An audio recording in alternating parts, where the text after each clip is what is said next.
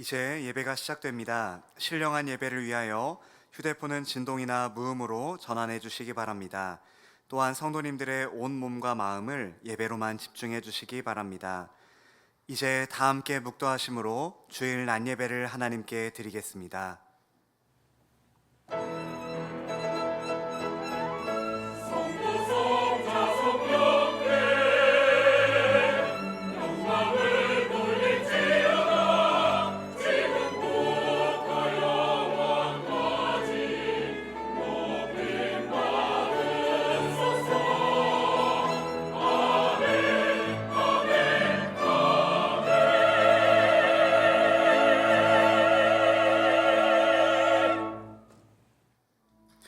이르시되 생육하고 번성하여 땅에 충만하라.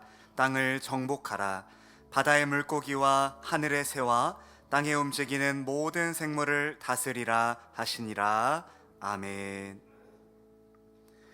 하늘에 계신 우리 아버지여, 이름이 거룩히 여김을 받으시오며 나라의 임하옵시며 뜻이 하늘에서 이룬 것 같이 땅에서도 이루어지이다. 오늘날 우리에게 일용할 양식을 주옵시고 우리가 우리에게 죄 지은 자를 사하여 준 것 같이 우리 죄를 사하여 주옵시고 우리를 시험에 들게 하지 마옵시고 다만 악에서 구하옵소서.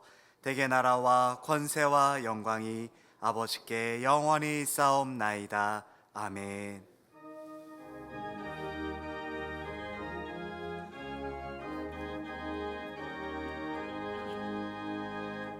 만임이 내게 있으며 그 입 다가지고 내 구주 주시는 종을 늘 찬송하겠네.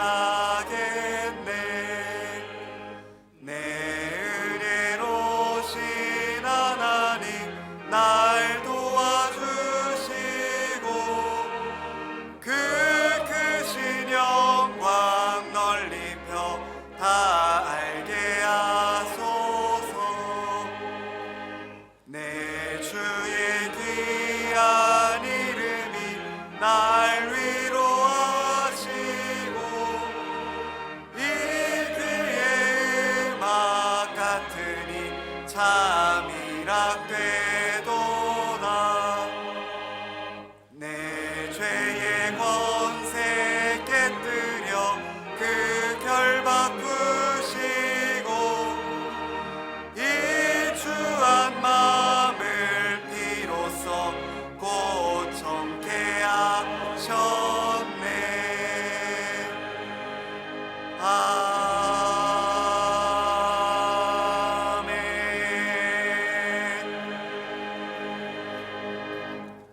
교동문 제32문 시편 71편입니다. 제32문을 함께 교독하겠습니다. 여호와여, 내가 주께 피하오니 내가 영원히 수치를 당하게 하지 마소서.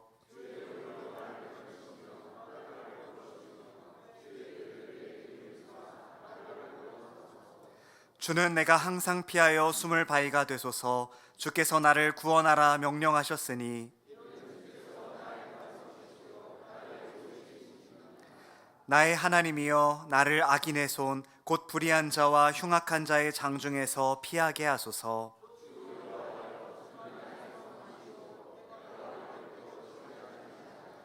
내가 모태에서부터 주를 의지하였으며 나의 어머니의 배에서부터 주께서 나를 택하셨사오니. 아멘. 전능하사 천지를 만드신 하나님 아버지를 내가 믿사오며 그 외아들 우리 주 예수 그리스도를 믿사오니 이는 성령으로 잉태하사 동정녀 마리아에게 나시고 본디오 빌라도에게 고난을 받으사 십자가에 못 박혀 죽으시고 장사한 지 사흘 만에 죽은 자 가운데서 다시 살아나시며 하늘에 오르사 전능하신 하나님 우편에 앉아 계시다가 저리로서 산자와 죽은 자를 심판하러 오시리라. 성령을 믿사오며 거룩한 공회와 성도가 서로 교통하는 것과 죄를 사하여 주시는 것과 몸이 다시 사는 것과 영원히 사는 것을 믿사옵나이다. 아멘.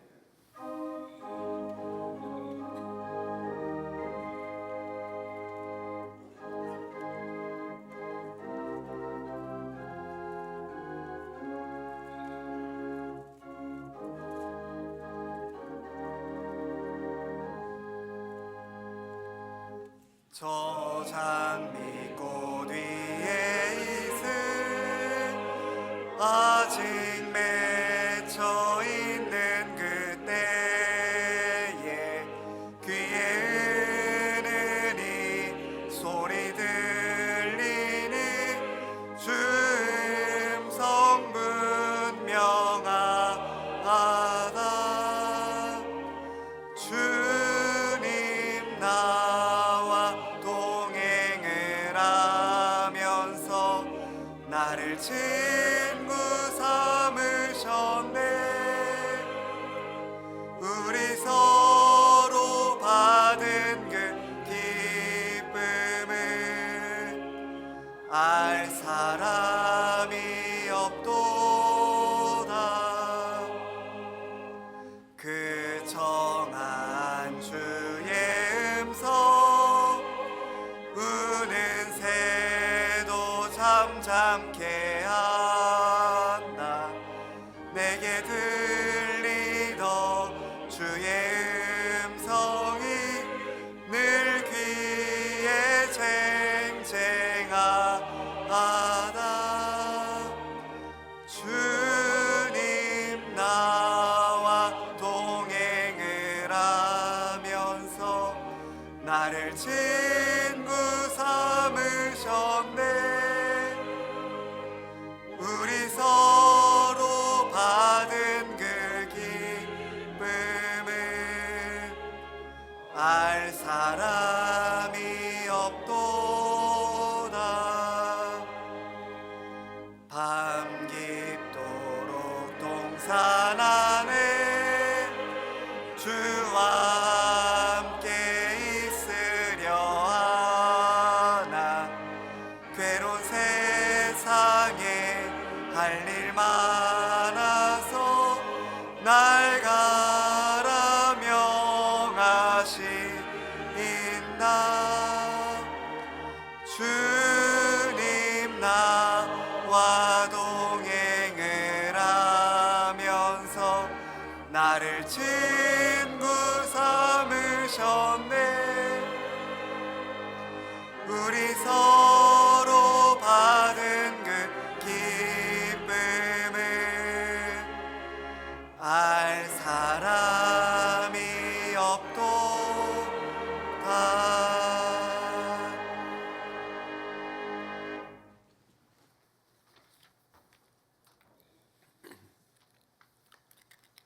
죄악된 이 세상을 끝까지 사랑하사 십자가의 모욕을 감당하시고 우리의 죄를 보혈의 피로 깨끗하게 하여 주신 주님, 오늘도 예배드릴 수 있도록 건강 허락하시고 인도하신 은혜에 감사와 찬송을 드립니다. 영광 받으시기에 합당하신 주님께서 함께하여 주시고 은혜의 시간 되도록 우리의 마음 문을 열어 주시옵소서. 지난 한 주간의 삶 속에서 파도처럼 밀려오는 온갖 시험에 흔들리고 넘어지는 충만하지 못한 행실을 자복하오니 우리의 부족함을 용서하여 주시옵소서. 눈에 보이는 현실이 우리를 힘들고 낙심케 하여도 전능하신 하나님은 여전히 우리와 함께 하심을 믿고 위로와 회복을 주시는 하나님의 은혜를 경험하게 하여 주시옵소서. 오직 마음을 새롭게 함으로 변화를 받아 하나님의 선하시고 기뻐하시고 온전하신 뜻이 무엇인지 분별하도록 하라고 하셨으니 지금 이 순간까지 인도하여 주신 것이 주님의 은혜인 것으로 알고 감사하며 주님을 기쁨으로 따르는 우리의 삶이 되도록 함께하여 주시옵소서.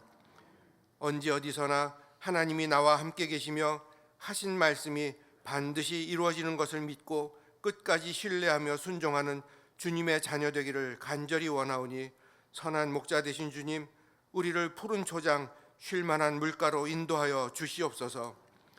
제단 위에 세우신 최영태 담임 목사님을 영육 강건하게 붙들어 주시고 성령님 인도하심 따라 교회가 나아가야 할 방향과 비전을 계획하실 때 목사님을 하나님 뜻에 합당한 길로 인도하여 주시옵소서.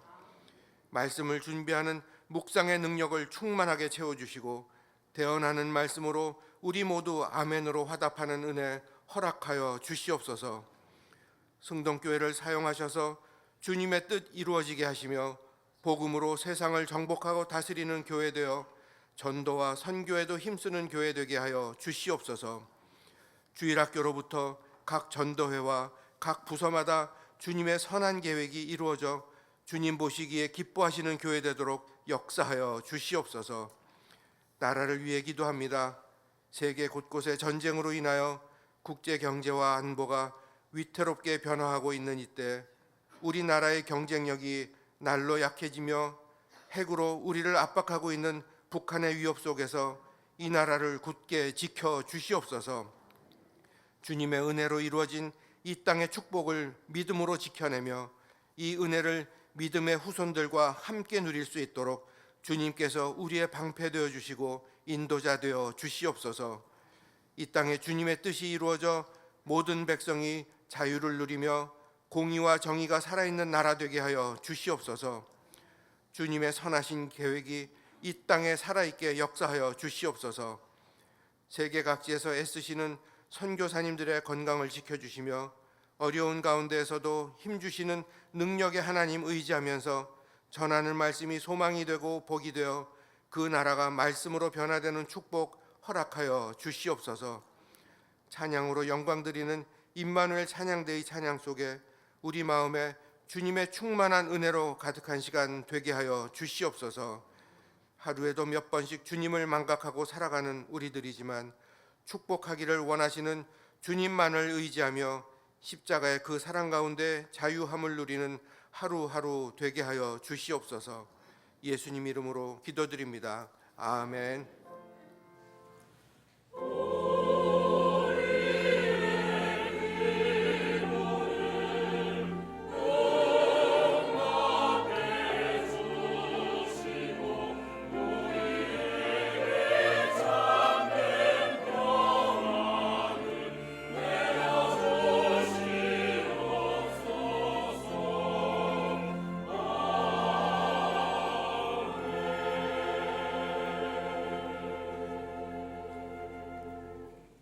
성경을 봉독하겠습니다. 하나님의 말씀은 창세기 2장 18절부터 25절까지의 말씀입니다. 창세기 2장 18절부터 25절까지의 말씀을 제가 봉독하겠습니다. 여호와 하나님이 이르시되 사람이 혼자 사는 것이 좋지 아니하니 내가 그를 위하여 돕는 배필을 지으리라 하시니라. 여호와 하나님이 흙으로 각종 들짐승과 공중의 각종 새를 지으시고 아담이 무엇이라고 부르나 보시려고 그것들을 그에게로 이끌어 가시니 아담이 각 생물을 부르는 것이 곧 그 이름이 되었더라. 아담이 모든 가축과 공중의 새와 들의 모든 짐승에게 이름을 주니라. 아담이 돕는 배필이 없으므로 여호와 하나님이 아담을 깊이 잠들게 하시니 잠들매 그가 그 갈빗대 하나를 취하고 살로 대신 채우시고 여호와 하나님이 아담에게서 취하신 그 갈빗대로 여자를 만드시고 그를 아담에게로 이끌어 오시니 아담이 이르되 이는 내 뼈 중에 뼈요 살 중에 살이라. 이것을 남자에게서 취하였은즉 여자라 부르리라 하니라. 이러므로 남자가 부모를 떠나 그의 아내와 합하여 둘이 한 몸을 이룰지로다. 아담과 그의 아내 두 사람이 벌거벗었으나 부끄러워하지 아니하니라. 아멘. 이제 임마누엘 찬양대가 찬양으로 하나님께 영광을 돌리겠습니다. 이어서 돕는 배필을 지으리라 라는 제목으로 담임 목사님의 말씀 선포가 있겠습니다. 많은 은혜 받으시기 바랍니다.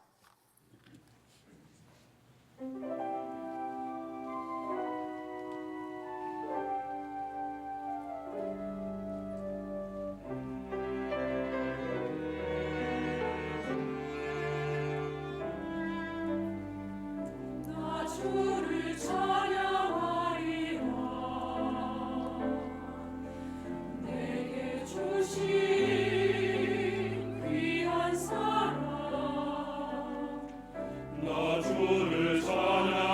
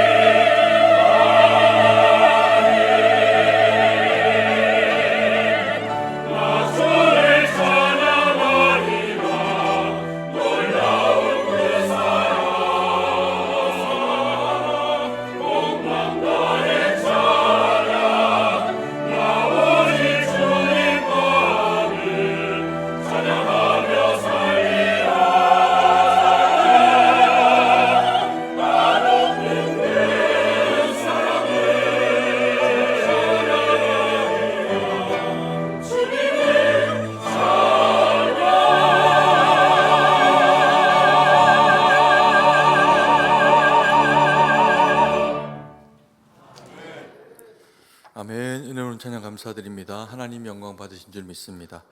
우리 자유분들하고 인사하겠습니다. 복된 주일입니다. 인사하겠습니다. 네, 한 번 더 인사하겠습니다. 당신은 예수님의 손과 발입니다. 이렇게 인사하겠습니다. 네, 아직 뭐 5월이 아니고 가정의 달은 아니지만 오늘 본문의 말씀이 우리의 가정을 하나님의 말씀 가운데 돌아보기에 너무 좋은 말씀이라 오늘 이 말씀을 가정에 적용해서 말씀을 바라보고 또 그리고 이 교회와 이 세상을 함께 우리가 이 말씀을 통해서 들여다보는 그런 은혜의 시간 되기를 원합니다. 여러분, 부부가 무엇이라고 생각을 하십니까? 이렇게 물으면 뭐라고 대답을 하실까요? 예전에 어떤 그 방송 프로에서 뭐 오래된 이야기입니다. 다 아시는 얘기일 수도 있는데 할아버지 할머니들이 이렇게 TV에 나와서 한 팀을 부부가 이루어서 문제를 내고 또 답을 하면서 이제 문제를 풀어가는 그런 그 퀴즈 프로였었습니다. 이제 할아버지가 문제를 냅니다. 답은 천생연분입니다. 그런데 이제 할아버지가 문제를 내면서 이렇게 던지고 있습니다. 당신과 나 같은 사이를 뭐라고 하지? 이렇게 이제 물었더니 할머니가 서슴없이 대답합니다. 왼수, 이렇게 대답하신 겁니다. 그러자 이 할아버지가 당황을 했습니다. 그렇지만 문제를 또 풀어가야 되니까 힌트를 줍니다. 아니, 그게 아니고 네 글자로 뭐라고 하냐고. 그러니까 할머니가 더 확신에 차서 이야기합니다. 평생 왼수, 이렇게 이야기한 겁니다. 우리는 만약에 부부 관계를 뭐라고 누군가 우리에게 묻는다면 뭐라고 그렇게 대답을 하겠습니까? 우리도 원수, 이렇게 이야기하면 큰일이겠죠. 성경은 부부에 대해서 뭐라고 이야기를 하고 있냐 하면 오늘 읽은 우리의 그 본문의 말씀에 너무나도 정확하게 돕는 배필이다, 이렇게 이야기를 하고 계십니다. 2장 18절 말씀을 같이 한번 읽겠습니다. 여호와 하나님이 이르시되 사람이 혼자 사는 것이 좋지 아니하니 내가 그를 위하여 돕는 배필을 지으리라 하시니라. 하나님께서 천지 만물을 지으시고 또 동물들을 지으시고 그것들을 아담 앞으로 한번 이렇게 지나가게 하십니다. 그랬더니 아담이 그 동물이 지나가는 것들을 보면서 하나하나의 이름을 짓는 겁니다. 뭐 다른 동물들을 보면서 이름을 짓거나 뭐 그렇게 부르거나 그렇게 하진 않겠죠. 이 아담은 하나님을 닮아서 지음을 받았기 때문에 이 창조의 능력이 있어서 이름을 지으면서 하나님 자녀다운 모습을 보여주는 그런 형태로 이야기들이 진행이 됩니다. 근데 하나님께서 아담의 그와 같은 모습을 쭉 보시면서 그런데 왠지 아담이 혼자 있어서 쓸쓸해 하신다라고 하는 것을 발견을 하시게 됩니다. 그래서 혼자 사는 것이 좋지 아니하니 그를 위하여서 무엇을? 돕는 배필을 지어야겠다라고 그렇게 하시면서 아담을 누이시고 그에게서 갈빗대를 취해서 하와를 지으시게 됩니다. 그래서 이 부부 가정의 그런 그 기능 중에 중요한 것이 무엇이냐면 서로 돕는 역할을 하게 하십니다. 아담에 독처하는 것이 좋지 못해서 하와를 지으셨다고 해서 아담만을 위해 가지고 하와를 지었다는 얘기는 아닙니다. 이 돕는이라고 하는 표현은 서로 간에라고 하는 전제를 가지고 있죠. 그래서 만약에 정말 하와가 아담만을 위해 가지고 그렇게 창조된 대상이다라고 하면 그것은 도움이 아니라 굴종이 되겠고 복종해야 되는 그런 그 상황이 될 겁니다. 성경에 아담과 하와의 어떤 모습에도 그런 모습을 찾을 수는 없습니다. 서로 돕고 섬기도록 하나님이 그와 같이 서로 배려하는 대상으로 지으셨다라고 하는 것을 알게 됩니다. 근데 하나님이 부부 아담과 하와를 그렇게 서로 돕는 배필로 지으신 이유가 있습니다. 그것은 이 두 사람과의 관계 가운데 있는 이 돕는 배필로 서로가 서로를 위하고 섬기는 이 역할이 세상, 사회 가운데 충분히 그것이 퍼져나갈 수 있도록 하기 위해서 하나님이 가정의 원리로 두 사람에게 돕는 배필의 지위를 허락하시게 됩니다. 남녀가 한 가정을 이루게 됩니다. 서로 장성하고 때가 되면 누군가에게 사랑을 하고 싶다, 혹은 누군가의 사랑을 깊이 받고 싶다, 한 사람에게 내 마음이 좀 육체가 지배당했으면 좋겠다라고 하는 그런 그 사랑에 대한 마음들이 사람의 마음 가운데 그렇게 생겨나게 됩니다. 그러면서 갈망하고 또 찾고 그 과정 가운데서 한 사람 한 사람이 만나서 가정이 이루어지게 되죠. 그리고는 그 사랑의 결과로 어떻게 됩니까? 아이가 태어나게 됩니다. 그러면 그 아이 하나를 키워내기 위해 가지고 남편, 아빠는 정말 자기가 할 수 있는 최선을 다합니다. 바깥에서 힘든 일이 있어도 꾹꾹 참아내면서 집으로 돌아가서 자기를 위해서 빵긋 웃어줄 그 아기를 생각을 하면서 가지고 있는 그런 그 현실들을 이겨내는 동력을 삼습니다. 아내, 엄마는 어떻습니까? 젊은 여인이 아이를 키워내는 것은 결코 쉽지 않습니다. 몸과 마음을 다 하나로 아이에게 오로지 집중을 해야 해서 여러 사람 잘 만나는 것보다 한 사람 아기를 대하는 것이 얼마나 힘든지 모릅니다. 울고 또 떼쓰고 아무리 달래도 때로는 안 될 때가 있고, 열이 오르고 내리고, 아이 키우는 것이 쉬워 보이지만 정말 쉽지가 않습니다. 그래서 주변에 또 남편의 도움이 없이 혼자서 아이를 키우는 그런 그 여인들은 차라리 바깥에 나가서 돈 벌고 일하는 것이 더 좋겠다, 이런 생각을 하기도 한다고 합니다. 그만큼 이 육아가 힘든 거죠. 그런데 그렇게 힘든 육아를 엄마는 왜 포기하지 않을까요? 자기 옆에서 새근새근 자고 한 번씩 자다가 피식 웃고 하는 그 모습이 정말 눈에 넣어도 아프지 않을 만큼 아이가 너무 예쁘고 사랑스러운 겁니다. 그래서 그런 얘기합니다. 우리가 한 3살 정도까지 아기들이 어릴 때 걔네가 뭐 할 수 있는 게 없고, 그리고 먹고 자고 놀고, 그게 그들이 하는 일의 전부이지만 그때가 어떤 때다? 제일 예쁜 때다, 이렇게 부모님들이 이야기를 하기도 하죠. 그래서 아이들도 부모를 돕습니다. 어떻게 해요? 힘들고 어려운 아이가 있건 없건 모든 이 땅의 사람들은 고단한 삶을 삽니다. 근데 이 아이를 자녀로 맞이하고 나면 그 고단한 삶의 의미가 부여되어지면서 삶의 활력을 얻고 힘을 얻게 되는 거죠. 그래서 이 아이는 아이대로의 존재 자체가 부모에게 도움이 됩니다. 그래서 남과 여만 돕는 배필로서 역할을 하는 것이 아니라 그 가정에 아무것도 할 수 없는 어린 아이, 젖먹이 아이도 돕는 역할로서 그 부모의 마음을 만족하게 하고 기쁘게 해주는 그런 그 일을 하게 됩니다. 그래서 그 태어난 아이가 사내 아이, 여자의 아이, 둘 중에 하나겠죠. 그러면서 그 아이들이 또 자라서 한 사람 한 사람의 남자와 여자가 됩니다. 그러면 또 그들이 세상에서 자기의 사랑을 찾고 만나서 가정이 이루어집니다. 그러면 또 거기에서 귀엽고 예쁜 아기가 태어나게 되겠죠. 그런 가정과 그런 자녀들이 태어나서 사회의 구성원들을 만들어내게 됩니다. 그러면 기본적으로 이 세상은 어떤 형태로 돌아가지게 될까요? 누군가의 도움, 누군가의 섬김을 건강하게 받게 될 때 건강한 사회가 이루어지고, 그런 사람들이 교회 가운데 그렇게 일꾼들로 세워지게 되면 교회도 아름답게 돕는 사람들을 통해서 섬겨지면서 세워지게 되겠죠. 그래서 하나님이 이 가정을 남자와 여자를 통해서 돕는 배필로 지으시는 것을 통해서 그 가정만 아니라, 그 집의 아이만 아니라 모든 세상의 사람들이 서로가 서로를 어떻게 해요? 돕고 살도록 만든 구조가 이 세상입니다. 그래서 작은 그 도움의 천국과도 같은 곳이 가정이고, 그것이 확산된 곳이 교회고, 그리고 세상이라고 그렇게 볼 수가 있는 것이지요. 그래서 우리는 가정만 아니라 교회만 아니라 세상 가운데서 도움의 손길들로 살아가야 됩니다. 따지고 보면 그래서요, 내가 나를 위해서 하는 것들은 제한적입니다. 일을 하는 것도 제한적이고, 누군가 나를 위해서 농사를 짓지 않으면, 누군가 나를 위해서 옷을 만들지 않으면, 돈은 내가 벌더라도 그것을 어디서 구할 수 없게 되면 누릴 수가 없겠죠. 그런데 세상 모든 것들이 서로가 가지고 있는 그 재능, 그 힘과 지혜를 통해서 타인을 돕고 섬기는 것을 통해서 자신도 그 섬김이 역으로 돌아와서 유지가 되는 구조 가운데 그렇게 우리가 살아가고 있다는 겁니다. 그래서 이 세상은 그렇게 생각 안 하면 잘 모를 수 있지만 모두가 모두를 돕는 자들로서 구성되고 그렇게 살아가지게 된다는 겁니다. 근데 여기에 문제가 발생을 하게 됩니다.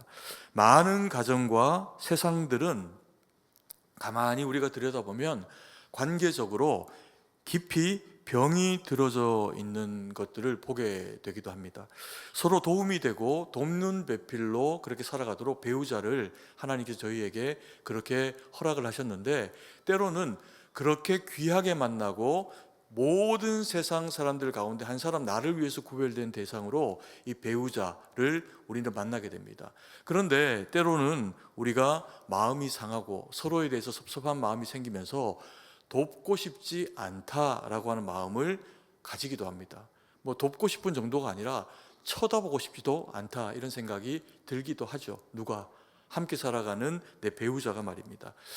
그런데 경우에 따라서는 그것이 이제 극에 달하면 내가 더 이상 참지 못하겠다라고 하면서 당신과는 함께 살지 못하겠다, 이런 이제 결정들을 하게 되면서 이 가정이 깨지는 경우들도 있습니다.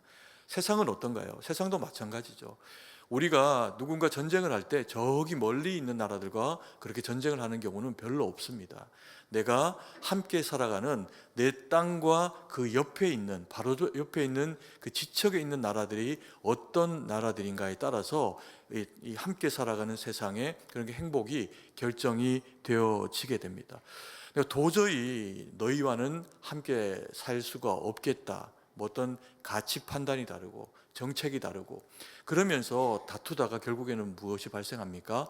전쟁이 생겨나서 한쪽이 한쪽을 죽여 없애야겠다라고 생각을 하는 지경에까지 이르게 되죠. 이런 일들은 역사 이래로, 그리고 지금 살아가고 있는 우리네 세상들 가운데서도 끊임없이 그렇게 이루어지고 있는 그런 그 일들입니다. 세상은 점점 악해지고 그 악해지는 세상에 내가 방치가 되어져서 내 영혼이 병들고 나면 가족들이 다 같이 병듭니다.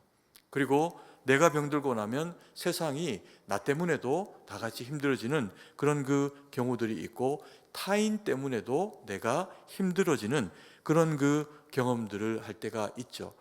그래서 우리가 그러면 안 되기 때문에 누군가를 도우려고 합니다. 친절한 마음, 착한 마음을 가지고 누군가를 돕고, 그리고 또 내 배우자도 돕는 배필이니까 당연히 섬기고 도우려고 합니다. 근데 이것이 생각보다 쉽지가 않습니다.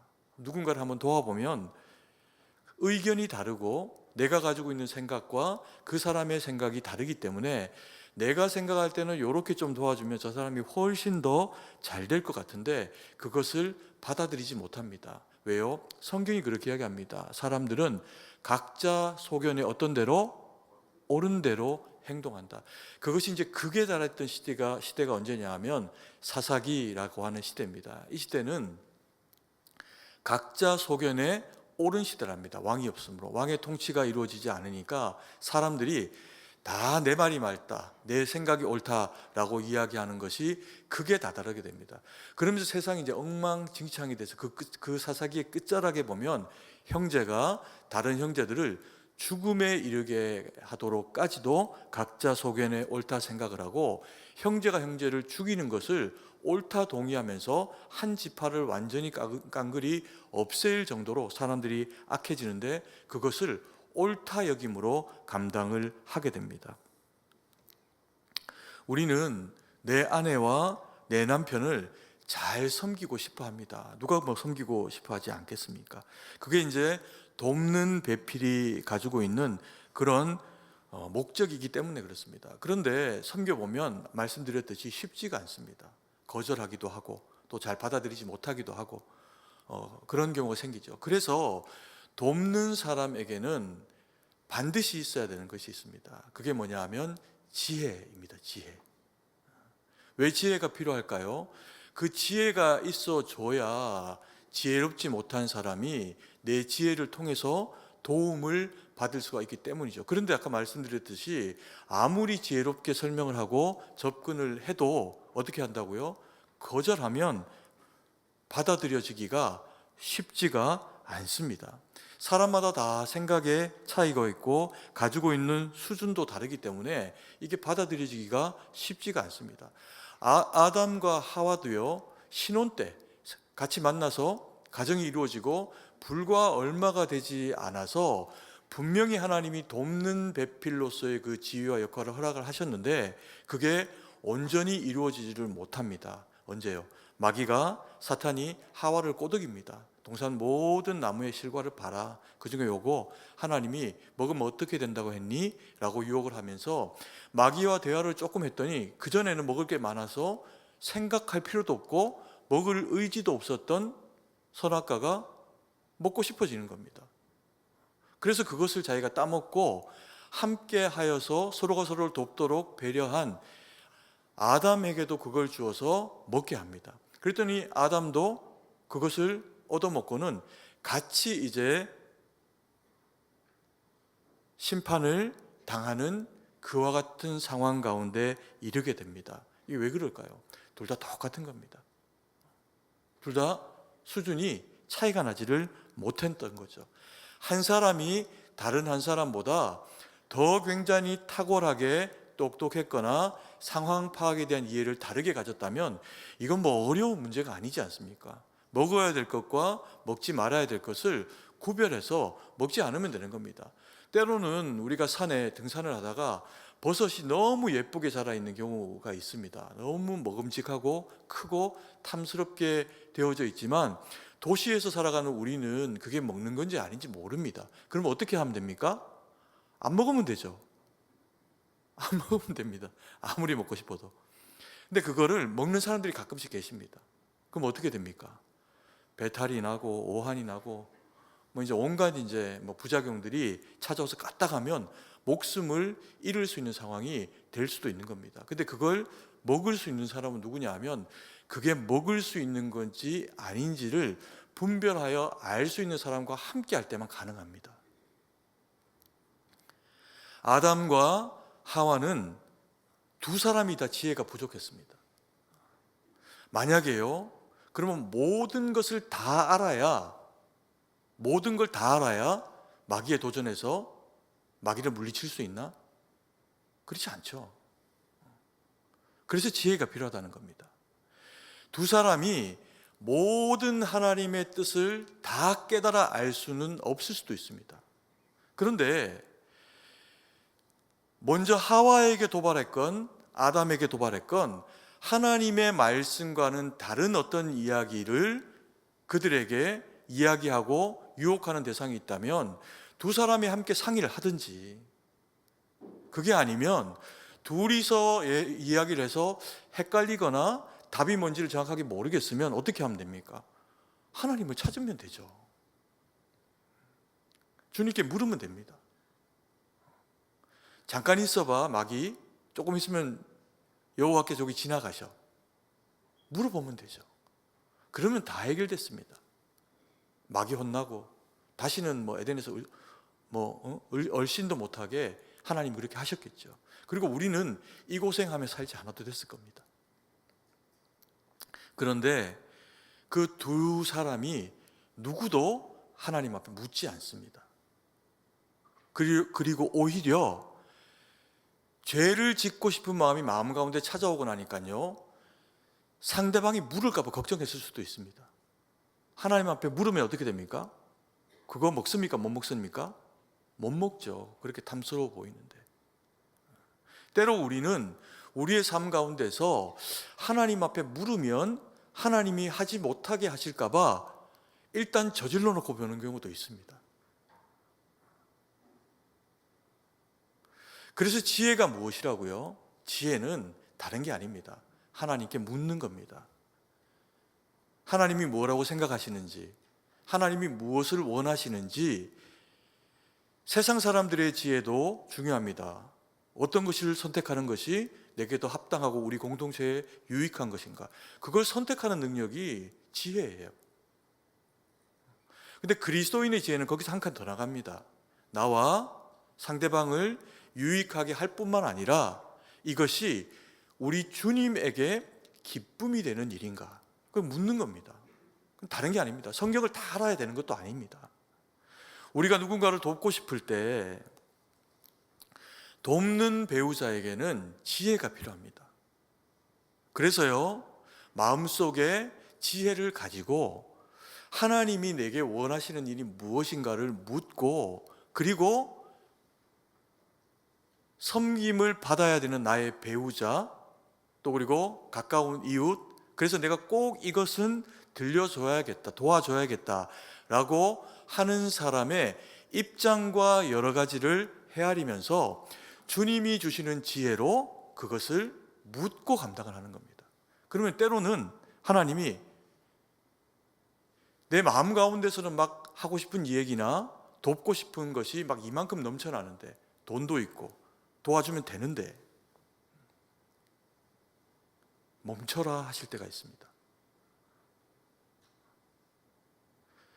우리는 돕는 배필입니다.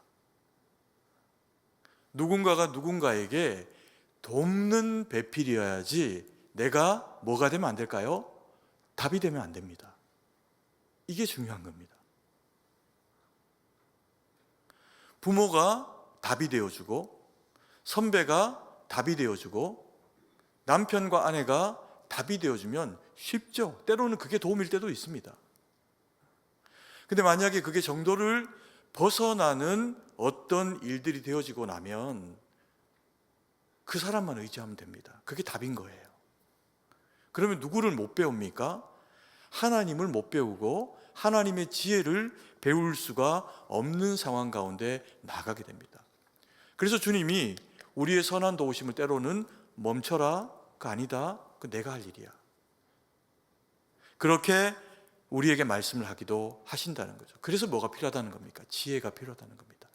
한다고, 돕는다고, 하고 싶다고 다 도움이 되지는 않을 수도 있다는 거죠. 그래서 하나님 앞에 물을 때 주님이 우리의 마음을 겸손하게 하시면서 하나님이 주체가 되셔서 일하기를 원하십니다. 그것만 우리가 도움으로 감당을 하게 됩니다. 그래서 돕는 배필로서의 우리의 역할은 먼저 해야 되는 것이요, 기도입니다. 기도. 이야기할 때도 기도하고, 저는 그렇습니다. 신방을 갈 때도요, 할 말 다 준비해서 갑니다. 그리고는 이야기하면서도 계속해서 안테나를 세우고 하나님 앞에 묻습니다. 하나님, 뭘 원하시나요? 어떨 때는 이야기 막 하고 싶을 때 있는데 물어봅니다. 이 얘기 할까요, 말까요? 하지 말라고 하실 때가 있어요. 어차피 못 받아들인다, 지금은. 그 때로는 못 받아들일 수밖에 없는 상황과 마음을 가지고 있는 대상에게 옳다구나 하는 얘기가 마음의 상함이 될 수도 있습니다. 전혀 현실을 헤아리지 못하는 충고가 될 수도 있는 거죠. 하지 마라 그러면 안 합니다. 그래서 여기서 말하는 돕는 배우자가 가져야 되는 이 지혜는 다른 게 아니라 하나님 앞에 물어주는 겁니다. 왜요? 마음이 급해져 있는 사람은 묻는 것이 생략될 가능성이 많거든요. 마음이 급해져 보십시오.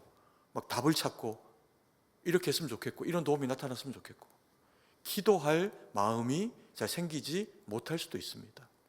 그때 돕는 사람은 정확하게 하나님이 무엇을 원하시는지를 분별하고 돕기 위해서 하나님 앞에 구하고 주의 뜻을 묻는 지혜를 가져야 된다는 겁니다.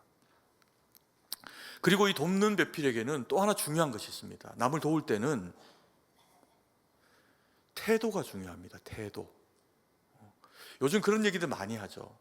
뭐 재능, 어떤 것을 가지고 있는 것, 직장에서 부하 직원을 뽑을 때 예전 같으면은 좋은 학교 나오고 이런 것들만이 우선시가 먼저 되었다고 하면, 많이 겪어보니까 그게 다가 아니라는 것을 사람과 회사와 조직들이 알게 됩니다.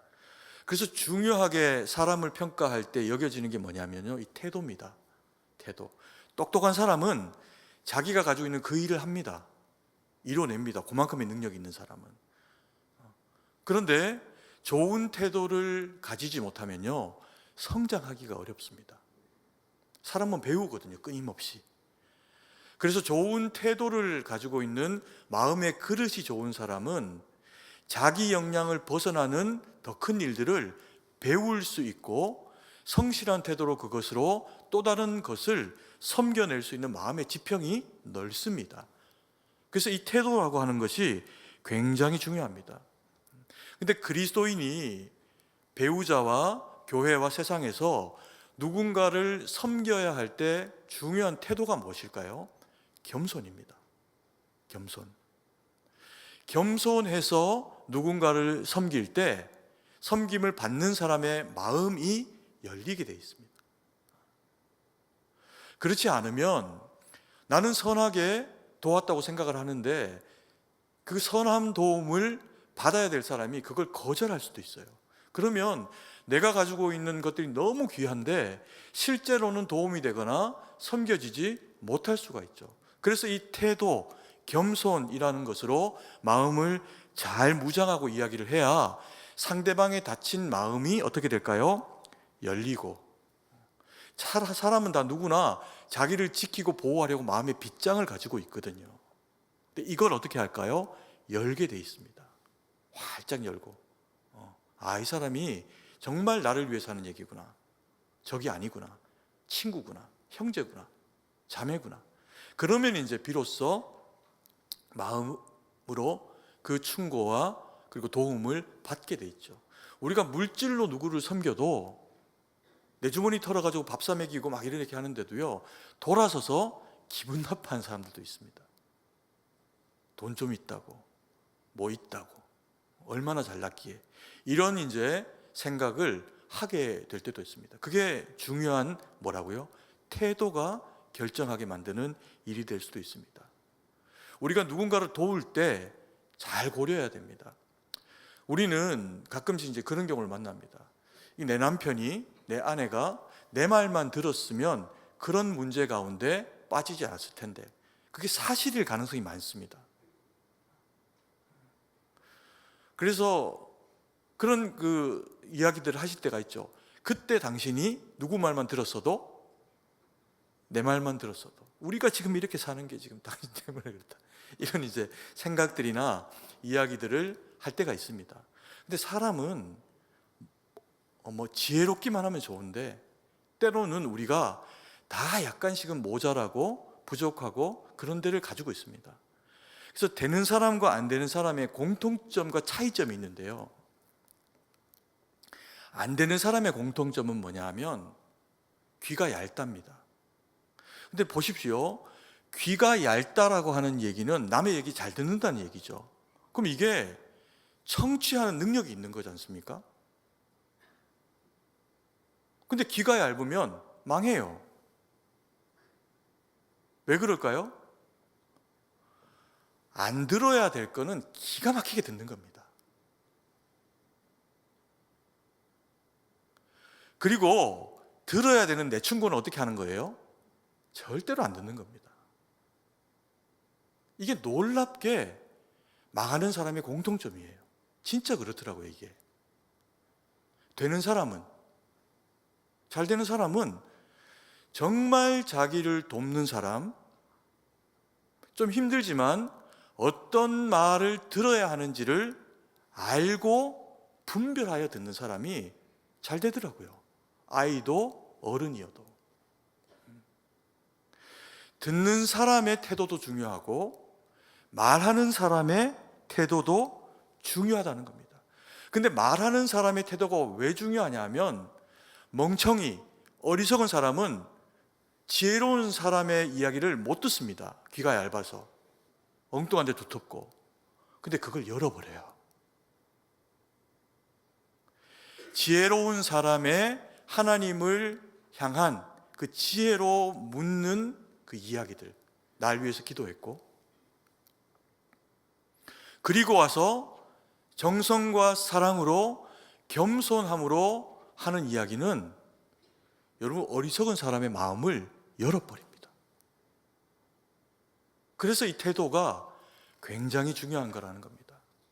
이게 누구의 태도일까요? 그리스도 예수의 태도입니다. 주님은 우리 가운데 오실 때 군림하는 분으로 오시지를 않으셨어요. 섬기는 이로 오셨고 겸손의 왕으로 오셨습니다. 근데 놀라운 일이 생깁니다. 3년의 공생의 기간 동안에 예수님이 제자들을 열심히 먹이셨어요. 말씀으로. 그리고는 이제 예루살렘으로 입성을 해서 십자가를 지시고 우리를 향한 구원 사역을 완성하시기 직전에 제자들끼리 싸웁니다. 예수님은 여전히 낮아지셔서 멍에 매지 아니한 나귀, 어린 나귀를 타고 입성을 하시고 겸손의 왕으로서의 그 모든 준비를 하시고 그렇게 가십니다. 근데 제자들이 이제 예루살렘을 들어간다는 거죠. 이제 공생애가 끝난다는 겁니다. 그러면 우리 주인이신 예수님이 왕이 되면 나는 제상이 돼야 되고 너는 서열 몇 번에 돼야 되는데 나보다는 밑에 해야 되고, 이걸 가지고 제자들이 싸운 겁니다. 그래서 예수님께서 그 제자들을 혼내세요. 마태복음 20장 26절 27절 말씀입니다. 같이 한번 읽습니다. 너희 중에는 그렇지 않아야 하나니 너희 중에 누구든지 크고자 하는 자는 너희를 섬기는 자가 되고 너희 중에 누구든지 으뜸이 되고자 하는 자는 너희의 무엇이 되어야 하리라? 종이 되어야 하리라. 섬기는 자가 되라는 겁니다. 여러분, 배우자를 지어주시면서 그들로 하여금 서로의 역할을 주실 때 그때 주님께서 아담과 하와에게 하셨던 이야기하고 똑같은 얘기입니다. 너희는 서로 돕는 배필이 되어라. 그리고 예수님이 이 땅에 오셨어요. 이미 죄인이 되고 사망밖에 남지 않은 우리 인생 가운데 주님이 찾아오셨습니다. 그리고 그 주님은 왕의 아들로 오시지 않으셨어요.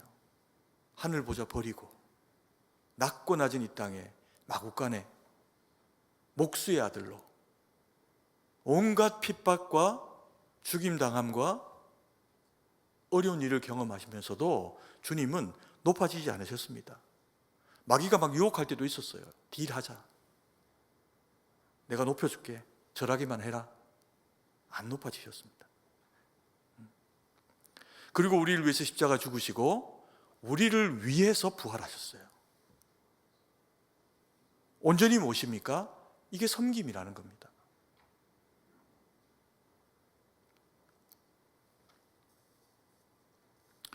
그래서 주님이 섬김의 왕으로 오셨다. 성도는, 교회의 직분자는 어떤 직분에 무엇을 하는 사람이어도 다 뭘 하는 사람입니까? 섬기는 사람이라는 겁니다. 섬기는 사람으로 영적 영양분을 공급받고 가정에서 남편으로, 아내로 섬겨내고 교회에서 또 다른 직분으로 섬겨내고 직장 가운데서 직장생활하며 돈을 버는 것도 뭐 하는 작업이라고요? 섬겨내는 작업이라는 겁니다. 내 서비스, 내 봉사에 대한 대가를 지불받는 거죠. 섬겼으니까. 여러분, 이런 말이 있습니다. 빨리 가려면 혼자 가고 멀리 가려면 어떻게 가라? 함께 가라. 같이 가라. 이게 아프리카 속담이랍니다. 가정과 교회는 멀리 가는 공동체입니다. 잠깐 만나고 헤어지는 게 아니라 우리가 얼마나 멀리 가냐면요, 가정이 한번 이루어지고 나면 죽을 때까지 갑니다. 함께, 혼자 가는 게 아니라. 교회의 믿음의 공동체가 되면 때로는 뭐 알콩달콩 이러고 저러고 할 수 있지만 결국에는 지금 만난 우리의 이 관계가 어디까지 갈까요? 천국까지 갑니다. 교회는 가장 멀리 가는 공동체입니다.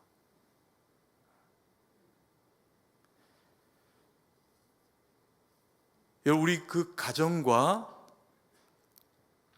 교회에 섬김의 모범이 되신 분이 예수님이지 않습니까? 예수님. 그래서 우리는 예수님을 닮은 성도가 될 때 결국에는 뭘 해야 됩니까? 교회와 가정을 섬기는 자로 살아가야 됩니다. 이러면 놀라운 일이 나타납니다. 이 순종을 하면 돕는 자, 섬기는 자로서의 이 역할들을 우리가 감당을 해내면 가정과 교회 가운데서는 놀라운 일이 벌어지는데, 그게 뭐냐면 치유가 일어납니다. 치유가.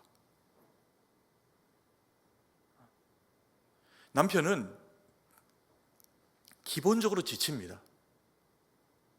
세상 가운데 제일 힘든 일이 남의 주머니에 있는 돈을 어디로 옮기는 것? 내 주머니로 옮기는 일이랍니다. 그만큼 힘들고 쉽지 않다는 거죠, 일이. 기본적으로 지칩니다. 크면 큰 대로, 작으면 작은 대로 힘듭니다. 그리고 지친 어깨를 가지고 집으로 돌아왔을 때 아내가 그런 줄 알고 따뜻한 밥 한 공기 해 먹이면 그 된장국에 밥 말아서 먹는 그게 약입니다. 남편들은 여보 사랑해 별로 감동 안 합니다. 근데 나를 위해서 따뜻한 음식을 해 먹이는 것을 그때 비로소 남자들은 여보 사랑해 그걸로 들립니다. 아내들은요 살다 지치죠. 바뀌지도 않는 고객들, 그 남편, 아이들, 그게 더 힘듭니다. 내 안에 있는 사랑이 고갈될 때가 있어요. 마르는 거죠. 그때 남편이 위로로 한마디 던지는 사랑의 메시지나 뭐 코드가 좀 안 맞아서 그렇지 때로는 그런 그 사랑이 아내의 마음을 위로할 때가 있습니다. 고탐사발 사랑한다는 말이 이 마음에 그런 그 짐과 무게를 덜어낼 때가 있습니다. 그리고 자식들이 엄마 고마워요, 사랑해요 라고 하는 얘기가 마음의 치유를 일으키기도 합니다. 교회는 어떨까요? 세상 여기저기 치이고 때로는 가족들에게 위로가 되지도 못하고 그럴 때도 있지 않습니까? 근데 그래서 교회에 왔더니 예배 가운데 하나님이 나를 만나주십니다. 깊이 만나주십니다. 그리고 그 교회 공동체 가운데 있는 구성원들이 반갑게 인사합니다. 와서 내 어깨 툭 쳐주고 얼굴 어두워 보이면 무슨 일 있어요? 라고 물어주고 내가 기도해 줄게. 기도 제목을 묻기도 합니다. 저는 믿음의 가정에서 자라지 못했습니다. 뭐 지금은 다 이제 부모님도 믿고 천국 가셨고 어머님도 신앙생활 잘 하시고 저를 위해서 기도해 주고 이렇게 하시지만 제가 처음 교회 나갔을 때는 혼자였습니다. 근데 뭐 혼자 나가도 혼자 나가는 것이 충분할 만큼 하나님이 은혜를 주셨어요. 예배 때 은혜 주시고 기도하면 응답되고 놀랍더라고요. 근데 가끔씩 그럴 때가 있더라고요. 섭섭할 때가. 혼자 신앙생활 하는 것이. 옆에 있는 친구는 엄마 아빠하고 같이 예배드리고 같이 그 공동체에서 신앙생활 하는데 저는 혼자인 거예요. 이게 묘하게 섭섭하더라고요. 때로는 교회 일 열심히 하다 보니까 뭐 혼자 나갔는데도 하나님 은혜 주셔서 뭐 중고등부 때, 뭐 대학부 때, 청년부 때 이렇게 막 뭐 이렇게 임원도 하고 회장도 하고 뭐 이렇게 하니까 교회 일도 많이 했습니다. 근데 때로는 앞에 서서 교회 일을 하다 보니까 이게 나는 열심히 한다고 했는데 오해를 당하거나 섭섭한 얘기를 들리는데 혼자인 거예요. 아무도 나에 대해서 변명해 줄 사람이 없는 겁니다. 이게 무지하게 섭섭하더라고요. 마음이 아프고. 근데 너무 감사하게 그런 저를 어릴 때부터 이렇게 지켜봐 주시는 그런 그 장로님, 집사님, 권사님 이런 분들이 계셨어요. 그래서 저를 때로는 그분들이 항변해서 영태가 그런 거 그럴 애가 아니야 그렇게 이야기도 해주시기도 하시고 그분들이 저를 데리고 가서 밥도 먹이고 사랑으로 대해주신 거예요. 엄청 서운할 때도 있었습니다. 그리고 제가 나중에 이제 뭐 신학을 하고 사역을 나가고 이럴 때 우리 부모님이 제게 양복 사주신 게 아니에요. 제 인생의 첫 번째 양복을 모교회에 장로님, 권사님 그분들도 가난하실 때였거든. 막 사업하다 힘드시고 이럴 때였는데 저를 그냥 잠깐 나오라 그러더니 불러가지고 양복 사입히신 거예요. 제 인생의 첫 번째 양복이었어요. 그래서 저는 그게 전투복 같은 느낌이었어요. 군인의 그 검정색 양복이. 왜요? 사랑을 입은 거니까.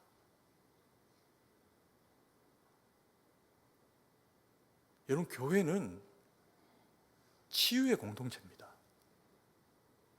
여기 와서 누가 누구를 만나고 누가 누구를 보고 목사의 이야기를 듣고 성도와 교역자들이 만나지고 하는 그 과정 가운데 만약에 사랑의 관계와 사랑을 전제로 하지 않고 오히려 반대로 미움과 시기와 질투와 이런 것들로 채워져서 이 교회 안에서 그걸로 움직여지고 있다고 생각해 보십시오.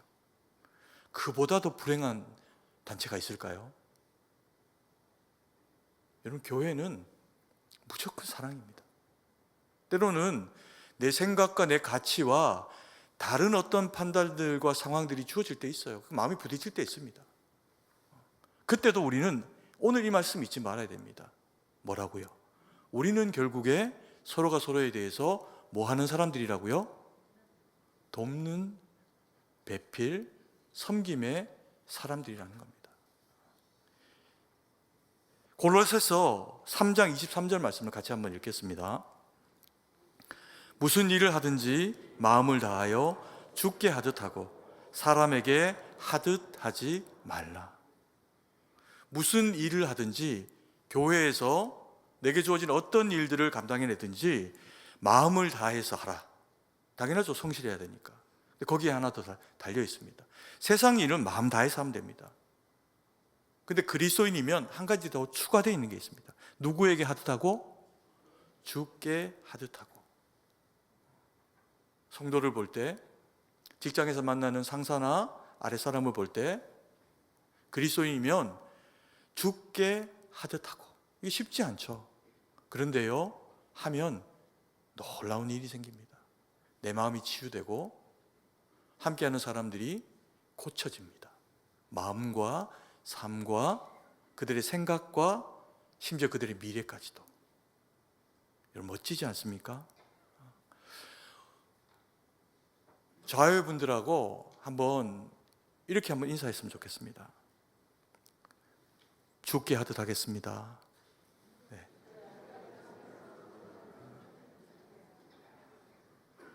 함께 해주셔서 감사합니다. 이렇게 인사하겠습니다.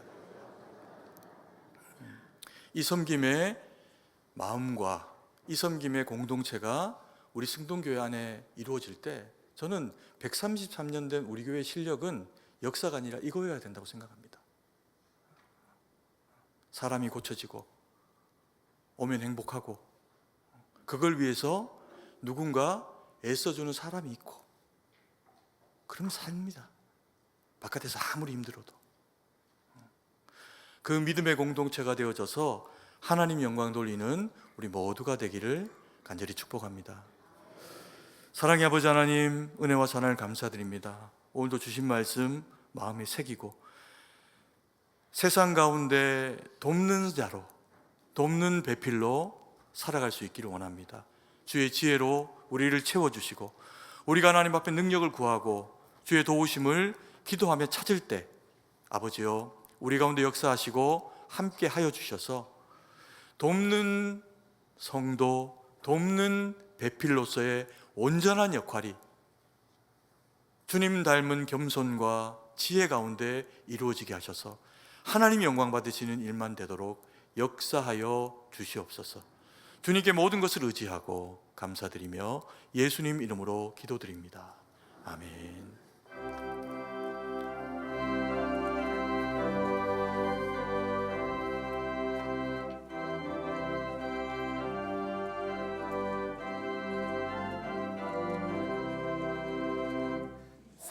사철의 봄바람 불어있고 하나님 아버지 모셨으니 믿음의 반석도 든든하다. 우리 집 즐거운 동산이라. 고마워라 임마누엘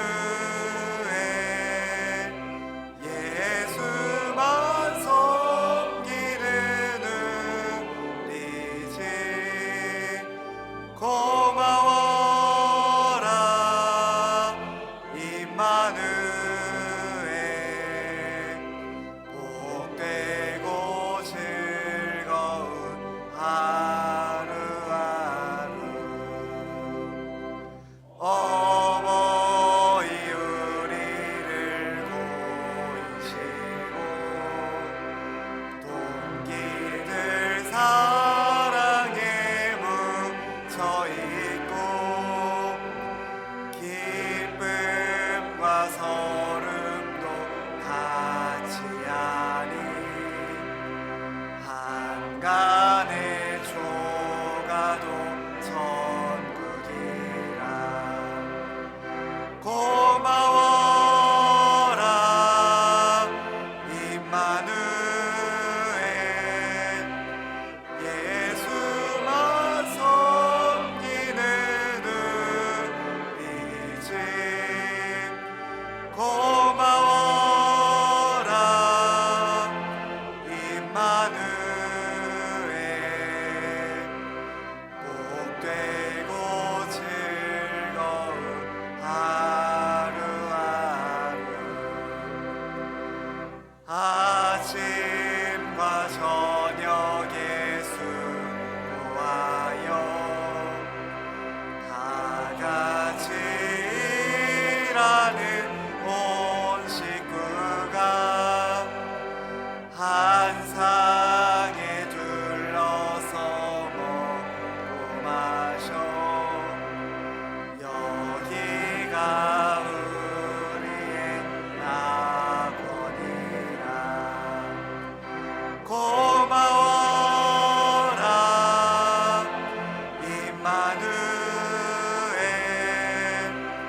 예수만 섬기는 우리 집. 고마워라 임마누엘, 복되고 즐거운 하루하루.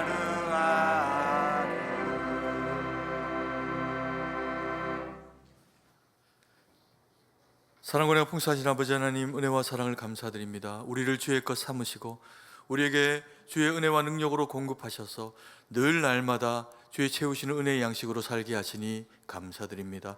하나님, 우리가 주의 것인 줄 알고 우리 가운데 허락하신 모든 것이 주님이 우리에게 베푸신 것인 줄 알아 그 가운데 일부러 믿음으로 하나님 앞에 예물로 올려드리오니 이 예물이 쓰이는 곳에 하나님 영광만 돌릴 수 있도록 은혜로 역사하여 주시옵소서.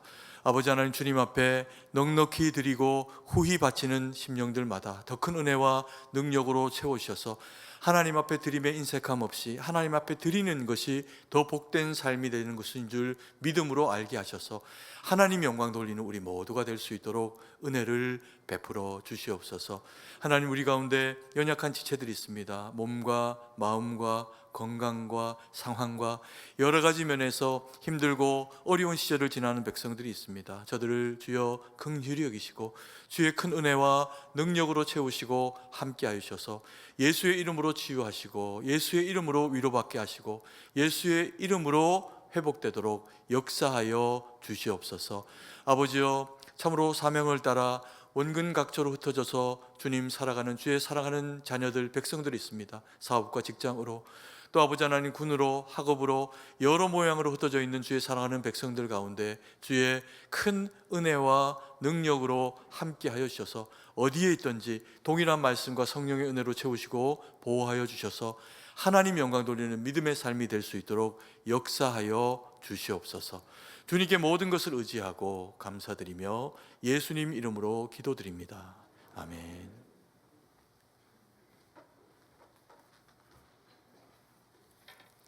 교회 소식을 전해드리겠습니다. 오늘 우리 교회에 처음으로 오신 분들을 예수님의 이름으로 환영합니다. 본당 1층 새가족부실로 오셔서 환영과 안내를 받으시기 바랍니다. 상반기 성례식 일정이 주보와 화면에 나와 있습니다. 해당되시는 분들은 신청서를 작성하여 교구 담당 교역자에게 제출해 주시기 바랍니다. 상반기 양육반이 3월 12일 목요일부터 개설됩니다. 주보와 화면에 있는 강의 내용을 확인하시고 미리 신청해 주시기 바랍니다. 신청서를 작성하여 본당 뒤편에 있는 신청함에 넣어주시고 강의 시간 및 장소는 목요일 오전 10시 30분 1층 소예배실입니다. 마라톤 대회 교통 통제 안내입니다. 다음 주일인 15일에는 2026 서울 마라톤 대회로 인해 인근 도로에서 교통 통제가 시행됩니다.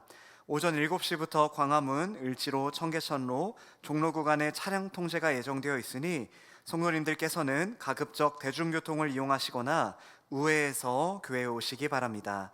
나머지 교회 소식은 주보를 참조하시고 이제 다 함께 일어나서 찬송가 1장을 찬양하고 축도로 예배를 마치겠습니다.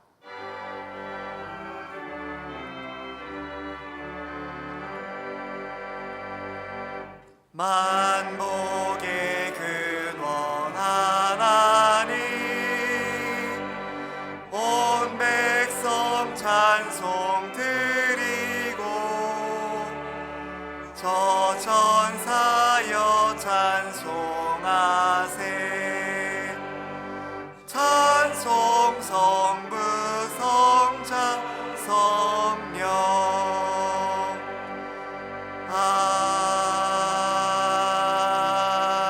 아멘. 이제는 우리 구주 예수 그리스도의 구속의 은혜와 무한하신 하나님 아버지의 사랑하심과 성령의 위로교통 충만하심의 은혜의 역사가 그리스도 예수의 그 보혈의 공로로 되어진 그리스도인의 거룩한 직분 가지고 하나님께로 왔으니 하나님께로 가는 줄 알고 주의 주시는 지혜로 섬기며 돌보며 세우는 자 되어 가정과 교회와 직장과 삶의 터전 가운데 오직 주의 영광 드러내며 주의 기쁨이 되기로 다짐하며 결정하는 주의 거룩한 백성 성도 머리머리 위에 이제로부터 영원토록 함께 있을지어다. 아멘.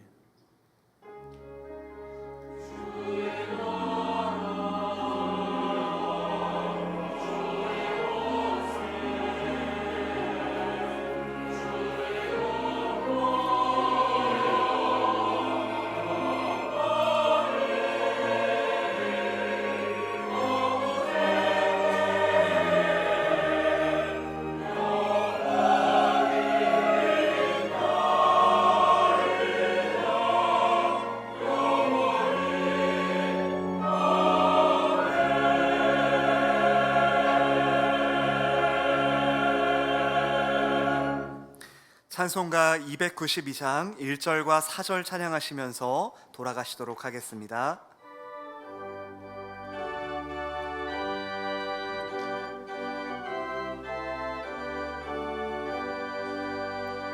주 없이 살 수 없네 죄인의 구주여, 그 귀한 보배 피로 날 구속하소서. 구주의 사랑으로 흘리신 보혈이 내 소망 나의 위로 내 영광 됩니다. 주 없이 살 수 없네 세월이 흐르고 이 깊은 고독 속에 내 생명 끝나도 사마음 풍랑일 때 날 지켜주시니 내 곁에 계신 주님